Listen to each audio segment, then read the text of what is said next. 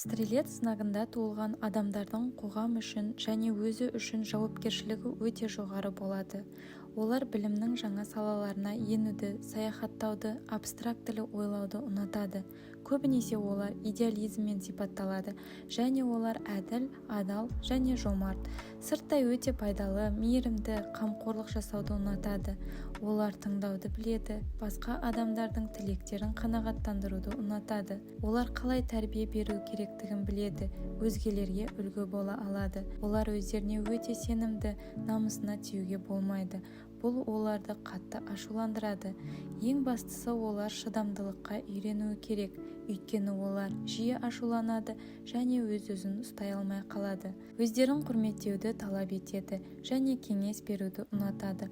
Олар кез келген адаммен тіл табыса алады. Стрелецтер аңғал және шынайы болып көрінуі мүмкін, бірақ олар өздерін алдауға жол бермейді. Олардың көз алдында әрқашан мақсаттары бар. Олар амбициямен жоғарыға ұмтылады, табысқа жетеді. Бір-екі рет жай ғана ақырын жымиып ескертуі мүмкін, бірақ егер адам оны түсінбесе, қатты айтып тастауы әбден мүмкін. Ешқашан оған істеген жақсылықты ұмытпайды, көмек көрсеткен жандарға адал, төзімді, басқаларды қателіктерін оңай кешіреді. Дінге, әдебиетке, өнердің жаңа түрлеріне қызығушылығы жоғары. Тума лидер жандар, бірақ өмірдің жағымды жақтарын да ұмытпайды.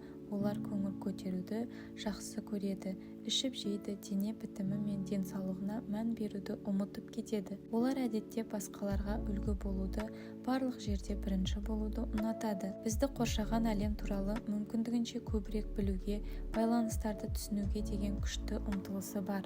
Жұмыста карьера, жоғары өсу мүмкіншіліктері болған жағдайда олар жақсы тырысады. Олардың жеке жұмыс аймағы болуы керек, өз бетінше шешім қабылдап және сол үшін жауапты бола алатындай.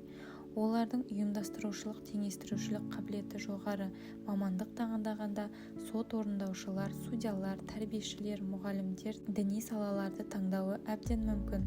Егер олар үшін қандай да бір бизнес қызықты және маңызды болса, олар тегін жұмыс істей алады. Адамдардың қиын шақтарында және өмір жолында сүрінген адамдарға демеу болуды және оларға мотивация беріп орнынан тұрғыза алады. Өмірлік серігін өте ұзақ таңдайды. Көбінесе махаббат болмаса да, ара-қатынаста түсінушілік, бір-бірін сыйлаушылықтың арқасында бұндай қарым-қатынас ұзаққа барады. Бірақ егер олардың менмендігін ренжітіп критиковать ететін болса, бірден көңілі қалады.